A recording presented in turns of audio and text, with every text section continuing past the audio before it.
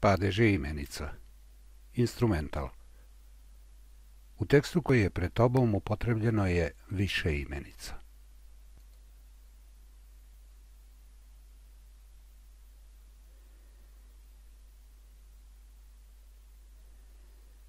Neke od imenica su u instrumentalu. Za prepoznavanje i izdvajanje imenica u instrumentalu od ostalih imenica u tekstu pomoći će nam pitanja koja smo već naučili. S kim za osobe i kada ovo pitanje postavljamo, karakterističan je predlog s, odnosno sa. U ovom tekstu predloško-padežne konstrukcije sa ovim predlogom su sa učenicima, sa Anom. Drugo pitanje kojim određujemo padežni oblik instrumentala glasi čime. Vidite da nema predloga i to su imenice zastavicama, lepkom, flomasterom. Obratite pažnju da imenice učenici i Ana označavaju osobe, a da imenice zastavice, lepak, flomaster označavaju nešto drugo. Zato treba zapamtiti sledeće. Kada je imenicom u instrumentalu označeno sredstvo kojim se obavlja neka radnja, ne upotrebljava se predlog s, odnosno sa. Kada je imenicom u instrumentalu označeno društvo, uvek se upotrebljava predlog sa. Da pogledamo koja sve to značenja može da ima instrumental. Kada sličice zamenimo imenicama u odgovarajućem obliku, dobit ćemo rečenice hleb seče nožem, drvo obrađuje čekićem i dletom, vozi se biciklom, prozor je razbio loptom.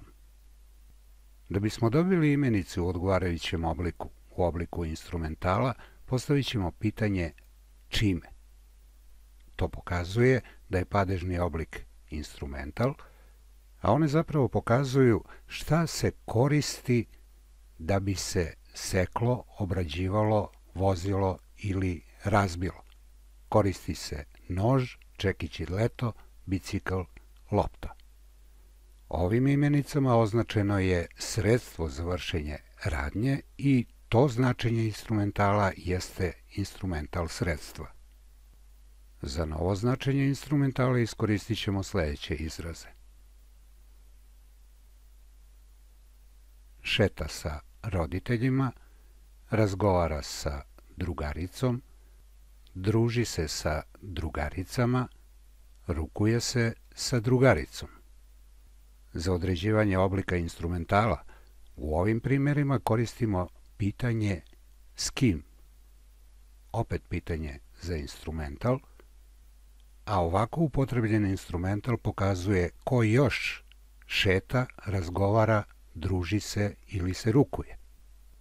Tim instrumentalom pokazujemo društvo s kojim se vrši radnja, a taj instrumental zove se instrumental društva i to je njegovo značenje. Instrumental sredstva, odnosno instrumental društva su osnovna ili glavna značenja ovog padežnog oblika. Međutim, onih ima još. Da naučimo koja su.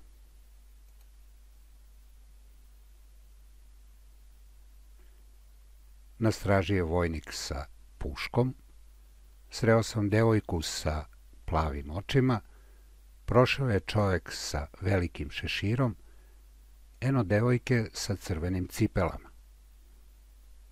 Zbog prisustva predloga ispred imenica koje označavaju nešto drugo, a ne označavaju osobe, pitanje će biti sa čime.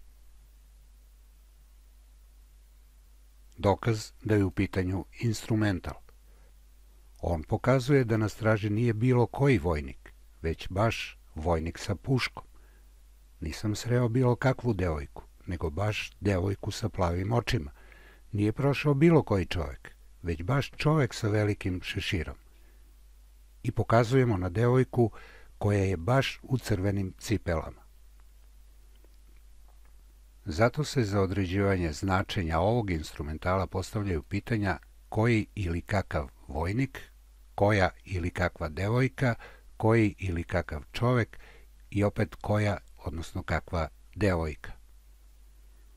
Ističemo dakle osobine za prepoznavanje i to je specifičnost kvalitativnog, odnosno opisnog instrumentala. Dakle, značenje je opisno. U sledećim rečenicama imamo sasvim novo značenje instrumentala. Muziku sluša sa velikom pažnjom, lift čeka sa nestrpljenjem, film gleda sa strahom, a tigar se kreće nečujnim korakom. U prva 3 primjera imamo predlog sa, što znači da se instrumental sa ovim značenjem može upotrebljavati sa predlogom, ali u 4. primjeru nemamo predlog, što pokazuje da može biti i bez predloga. Zato su pitanja sa čim, odnosno čime, oblik instrumentala, a pitanje koje se rečenicom nameće glasi kako, kako sluša, kako čeka, kako se kreće. Pošto se odgovori vezuju za glagole, označavaju način vršenja radnje i to je instrumental za način, odnosno instrumental sa načinskim značenjem. Sledeće značenje instrumentala imamo u izrazima. Nema škole nedeljom, ide u šetnju noću. Za određivanje oblika upotrebljenih imenica koristimo pitanje čime, dakle dobijamo oblik instrumentala, a za taj instrumental postavljamo pitanje kada nema škole, odnosno kada ide u šetnju.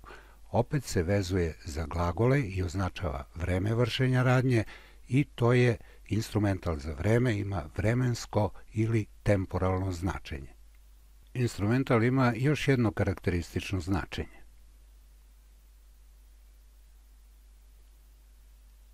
Ronilac je pod vodom, šeta među drvećem, avion leti nad gradom, ljudi su za stolom.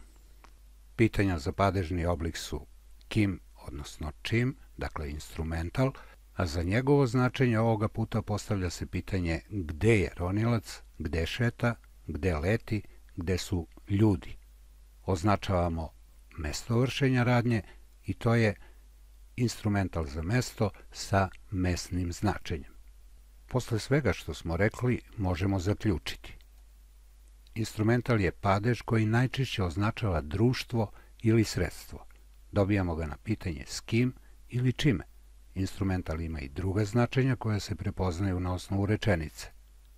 Instrumental je zavisan padež koji se može upotrebiti s predlozima ili bez njih. Najčešći predlozi koji se upotrebljavaju uz instrumental su sa, s, nad, pod, pred, među i tako dalje. Ne zaboravite, značenja padeža ostvaruju se i prepoznaju samo na osnovu rečenice u kojoj su upotrebljeni.